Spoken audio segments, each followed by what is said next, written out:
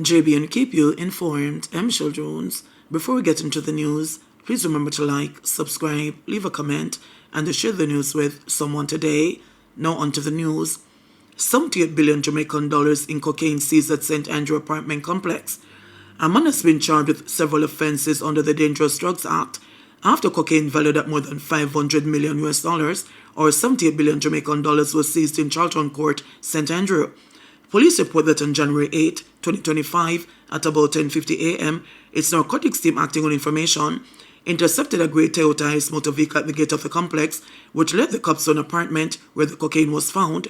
According to the police, a search of the apartment and vehicle uncovered 122 parcels of cocaine weighing approximately 134 kilograms or 295 pounds, valued at over 500 million US dollars or 78 billion Jamaican dollars. One suspect, 63-year-old Alan Patrick Constable, a property manager, was taken into custody and charged for several offenses under the Dangerous Drugs Act, including possession of cocaine, dealing in cocaine, trafficking of cocaine, conspiracy to traffic cocaine, and possession of criminal property.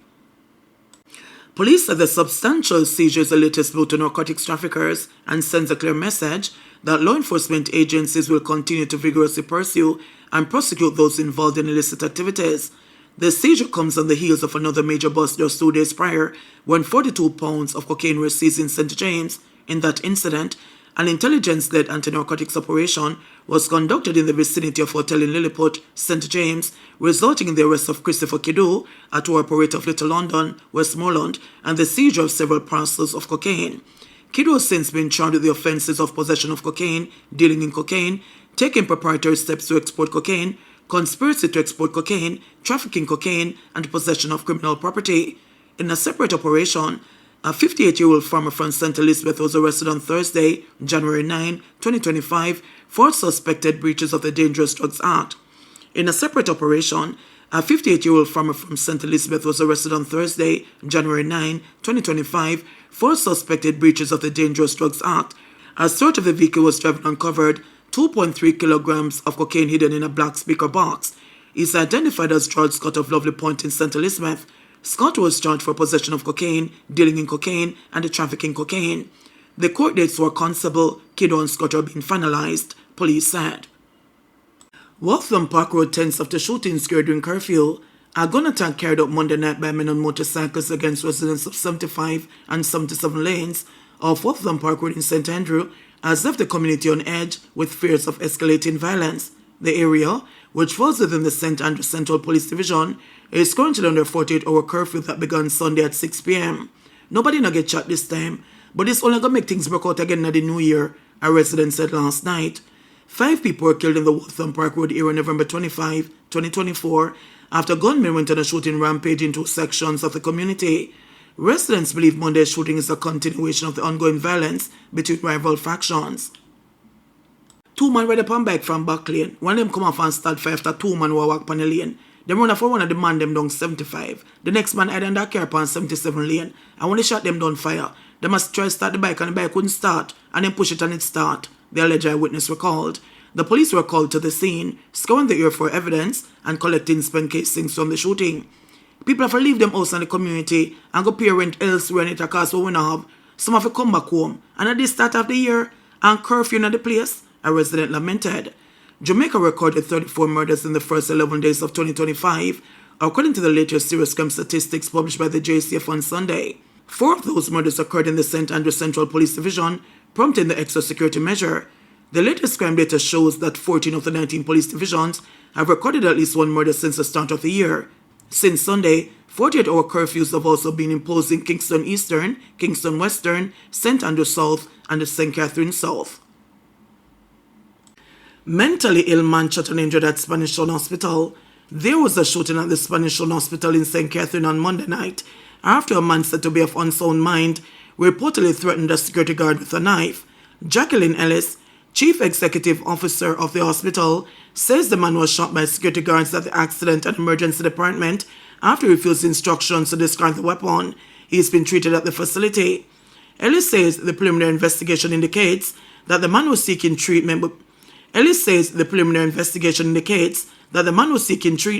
but became agitated when he was asked to wait. This led to the man being shot.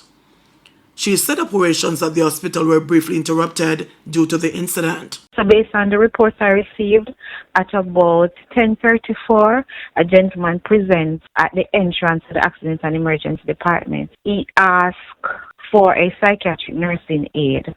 And so the security officer would have asked him to sit under the tent while she went to retrieve such an individual. So the psychiatric nursing aides are placed in Accident and Emergency Department to provide support and care for persons with mental illnesses. And so I believe he would have understood that. And so within a few minutes, he came back and he began behaving impatient. And so he advanced at the security with a knife. Truck driver killed in Portland crash. A truck driver was killed following a crash along the Orange Bay Main Road in Portland on Tuesday. Police sources said that a trailer truck driven by the now deceased slammed into a commercial building which housed the bar and club at Wharf Lane in Orange Bay at about 10:55 a.m. According to the police, the truck, which was reportedly traveling at a high speed, failed to negotiate a corner at Wharf Lane, and the driver lost control and slammed into the building before overturning. The driver was cut from the mangled vehicle and was pronounced dead on the spot by a doctor. Another man, who was in the vehicle at the time of the accident, was rushed to the Onotobe Hospital in an unconscious state. Motorcyclist succumbs to injuries from crash in St. Mary.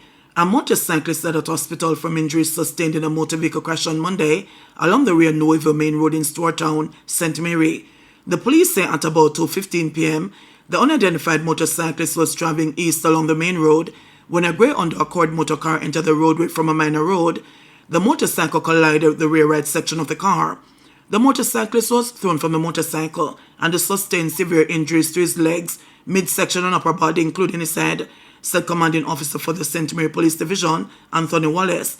The injured motorcyclist was transported to the St. Anne's Bay Hospital, where he later succumbed to his injuries. The St. Mary Police are urging all motorists to exercise caution on the roads, adhere to traffic regulations, and prioritize safety to prevent further tragedies, Wallace said. Woman arrested for alleged assault of cop at St. Anne's Bay Station. A woman is in custody and expected to be charged with assault following an altercation with a policeman in the guardroom of the St. Anne's Bay Police Station on Sunday. The woman and the police officer were treated at hospital for injuries sustained during the incident. It's reported that at about 10 a.m., a man was being arrested at the station when his sister arrived and inquired about him. She became enraged and used indecent language toward the police officer after she was informed that her brother was in custody.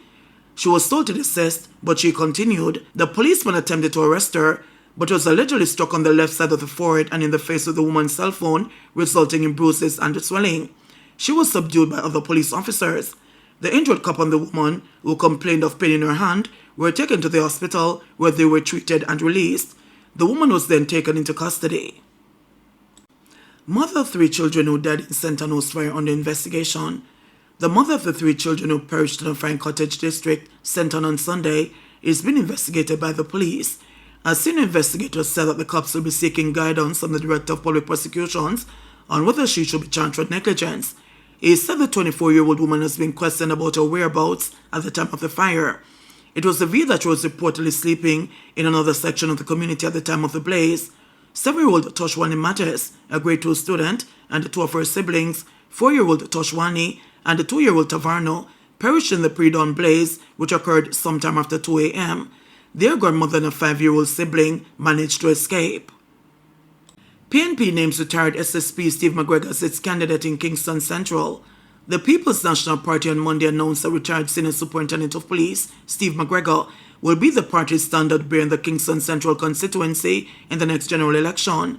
The party says McGregor will be presented to the constituents on Wednesday.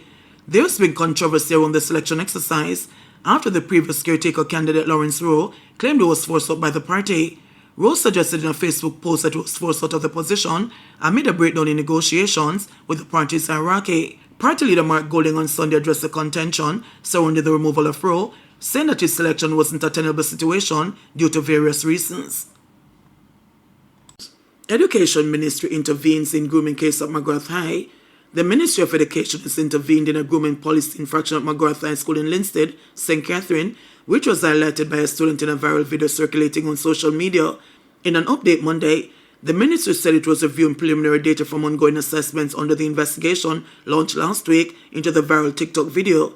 In the TikTok video, the student indicated that he was locked out of the institution due to his haircut. Education, please come over McGrath because my ear is my nationality and it is for a significance in me. So I can go in the school. They don't want me to. They tell me for trim. They tell for trim. They don't want we go in our school because our ear. Our ear is our nationality. Ministry of Education, I beg you please. See my gratia. See my gratia. Come over to school. I mean, I make it as a joke. I swear to God. I swear. Come over. Look how much you out here. Walk on school and can't go. Our ear. According to the Ministry of Education, a preliminary report from the school said the student arrived late and was cautioned about both his tardiness and his haircut, which did not comply with the school's regulations. The school said despite being instructed to stay in a designated area while his parents were contacted, the student reportedly left the school compound. The school further stated that efforts by the principal to direct the student and others back inside were met with non-compliance. The student posted a subsequent video claiming that despite getting a haircut, it was sent home by school administrators because of the initial video. The ministry says through its regional office, it has been assessing the issue and will be meeting with the student, his parents, the principal, and other involved parties to discuss the situation. It says these meetings are part of efforts by the ministry to ensure all stakeholders are adhering to the established protocols. Chief Education Officer Terrion Thomas Gill has emphasized that these incidents are not taken lightly, and while the ministry is committed to upholding school policies, it must ensure that all actions are carried out in a manner that respects the rights and dignity of both student and staff. So I do think we need to address it. If it is that we can all put it aside in our minds so that we can address some of these bigger issues, then sure. But I think since it has continued to be, even from when I was at school, continued to be such a matter of importance for school administrations, it must be something that the ministry puts some clear guidelines towards and some compelling action from the individual institutions to enforce those guidelines. I think it is time for us to really examine why it is that we hold such a strong stance for these things, why we have such a negative perception of Afrocentric expression, why it is that we continue to look toward more puritanical ways of dressing and uniformity, rather than moving with our cultural times. So I do not think that it is a matter that should be ignored. JBN will keep you informed. Please remember to subscribe, like, share, leave us a comment, and click the notification bell to receive our daily news items.